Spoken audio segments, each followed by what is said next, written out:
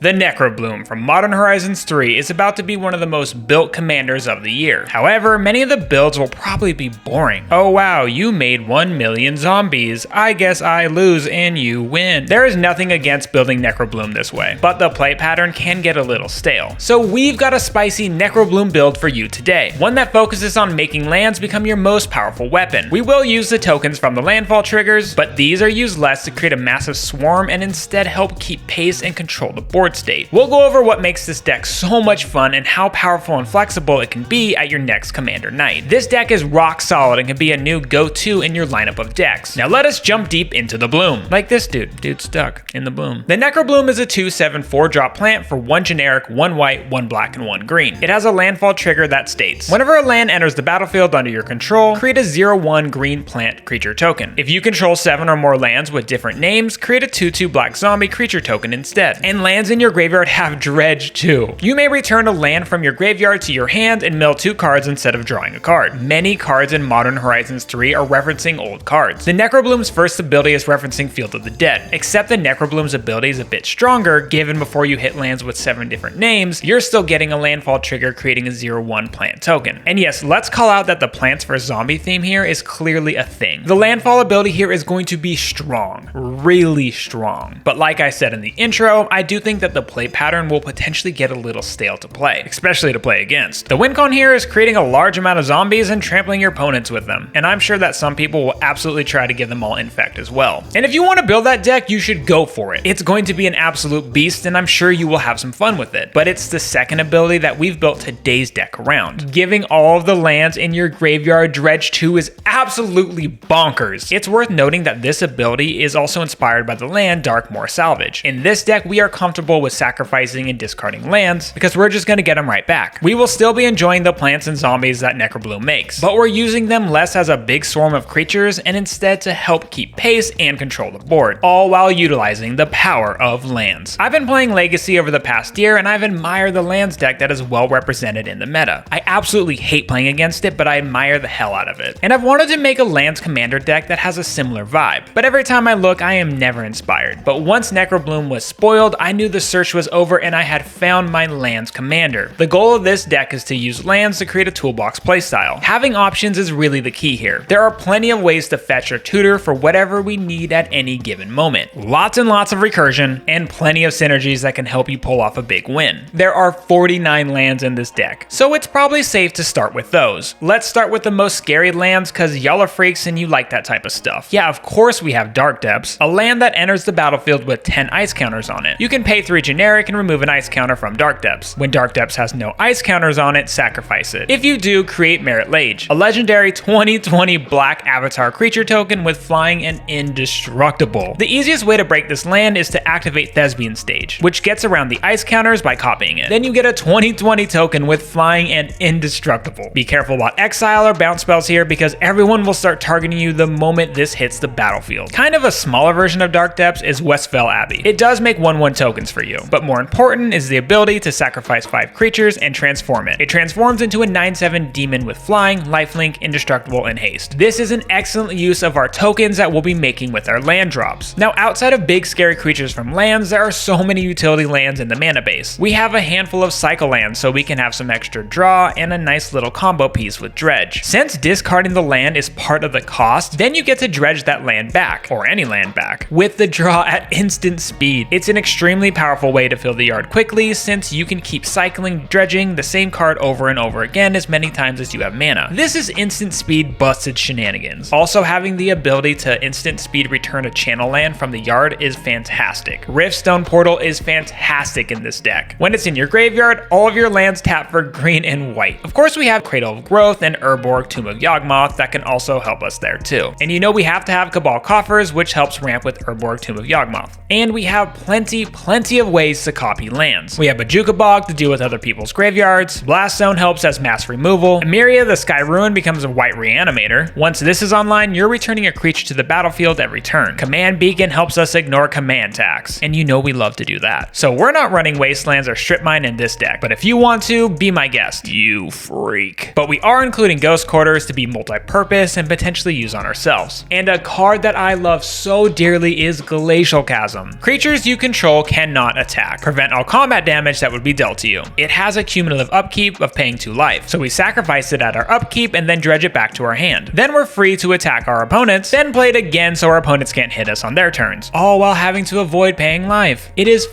busted, dude. Another sweet card from Modern Horizons 3 is Shifting Woodland. You can pay 2 generic and 2 green. It becomes a copy of target permanent card in your graveyard until end of turn. Activate only if there are 4 or more card types among cards in your graveyard, which is easy for this deck to achieve. It's a great utility land that still taps for green. This helps if we've milled over a Crucible of Worlds effect, or really anything that you've milled over that you might need. Also from Modern Horizons 3 is Urza's Cave, an amazing tutor that we can keep dredging back to our hand. This allows us to keep finding any of the lands we need, and they enter the battlefield tapped instead of going directly to our hand. The lands entering tapped really doesn't matter, given it can be a response to our opponent's spells, or just doing it at their end step before our turn. We are running 3 modal lands: Malakir's Rebirth, Agadim's Awakening, and Bala Get Recovery. What's interesting about these cards is that they don't technically have Dredge 2, because they are technically seen as spells, but they can be played from the graveyard as lands with the Crucible of Worlds effect. And we even have 2 bounce lands to help us get these modal lands back to our hand, then replay them as spells. The bounce lands are also a nice little piece of utility. For example, we can replay our Bajuka Bog in a pinch. Fetch lands become critical in this deck, given we can return them to our hand so easily. Plus, we are running plenty of Crucible of World effects as well. Now, there are only 4 basic lands in this deck: 1 plains, 1 swamp, 1 forest, and 1 snow-covered forest. In this deck list, which can be found in the description, we're running original dual lands, but you don't need them to make this deck strong. Just throw in some tapped dual lands. But if you are adding in more basics, make sure to lean into more of the plains. And the same goes if you want to swap out Gaia's Cradle. Please note that we're also including a budget deck list in the description below. And while you're in the description, make sure to subscribe, like, and comment on the video. Thank you. Now let's talk about creatures. We want our creatures to help with ramp, landfall triggers, recursion, mill, tutoring for more lands, and eventually,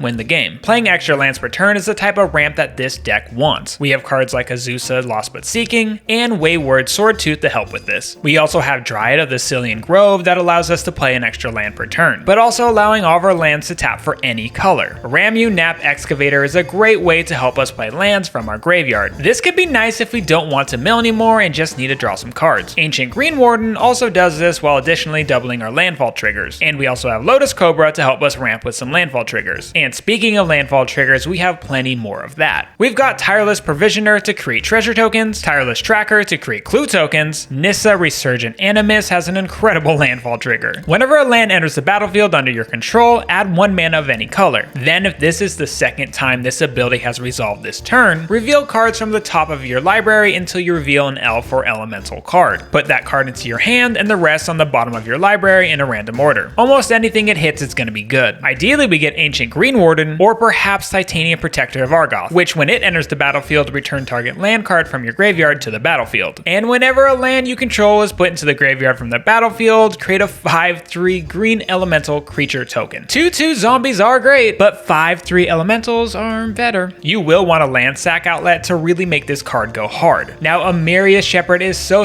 great for recursion. Whenever a land enters the battlefield under your control, you may return target non-land permanent card from your graveyard to your hand. If that land is a plains, you may return that target non-land permanent card to the battlefield instead. So good. So fetch lands that grab plains can become an instant speed recursion ability, and there is plenty more recursion in this deck. Given we're doing a lot of milling with dredge, recursion is essential to have this deck perform. We've also included 6, which is also from Modern Horizons 3. A great commander on its own, but it is incredible in this deck. Whenever 6 attacks, mill 3 cards. You may put a land card among them into your hand. As long as it's your turn, non-land permanent cards in your graveyard have retrace. You may cast permanent cards from your graveyard by discarding a land card in addition to paying their other costs. This card is so damn good. It feels like it's gonna be an all-star in any deck that wants to do major recursion. And of course, we have the classic Sun Titan. When it enters the battlefield or attacks, you may return target permanent card with mana value 3 or less from your graveyard to the battlefield. And remember that this also allows for lands too. It's also a nice bonus that it's a vigilance creature on a 6/6 body. And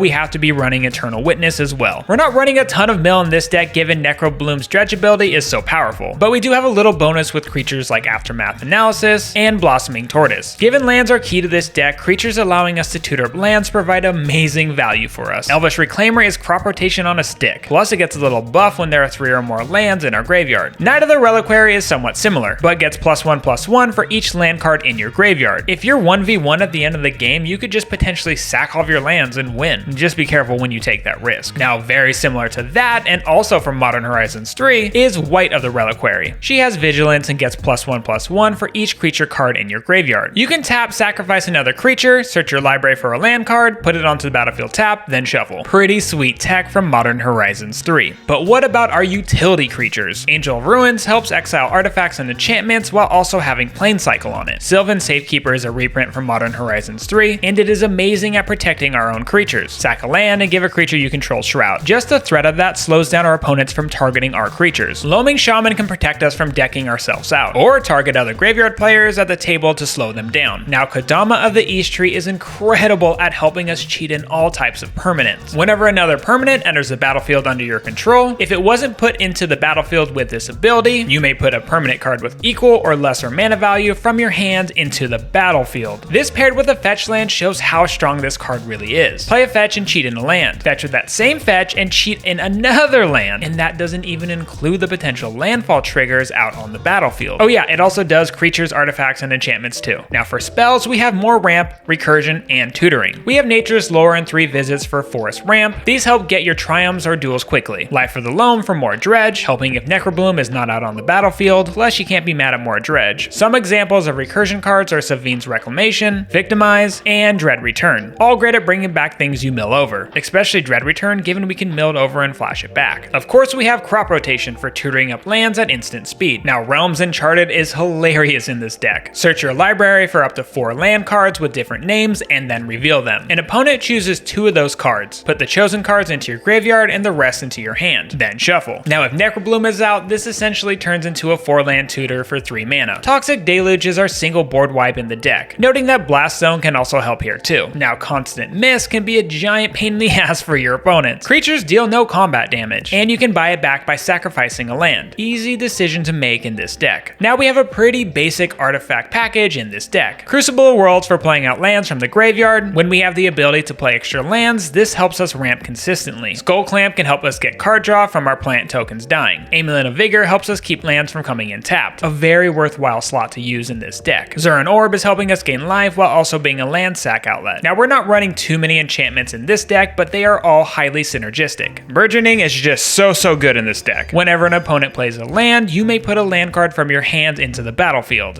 Yes please. Exploration helps us play an extra land per turn. Spelunking also helps us keep our lands from entering in tapped. Now, squandering resources is an absolute banger in this deck. Sacrifice a land. Add 1 mana of any type the sacrificed land could produce. An awesome sack outlet while additionally allowing us to produce more mana when in a pinch. Now we only have 2 planeswalkers in this deck. Nissa can give us some great value while helping us reanimate creatures, but Renin 7 can be a legitimate win con if timed correctly. The +1 can help us find lands and also mill, but the 0 helps us greatly ramp, allowing us to put all lands from our hand into the battlefield. This can get broken if we have a lot of lands in hand, and the -3 ability is where the win con can happen. Create a green Treefolk creature token with reach, and this creature's power and toughness are each equal to the number of lands you control. In the late game, this is creating one beefy boy, and the fact that you can use this ability immediately after you cast it is A+.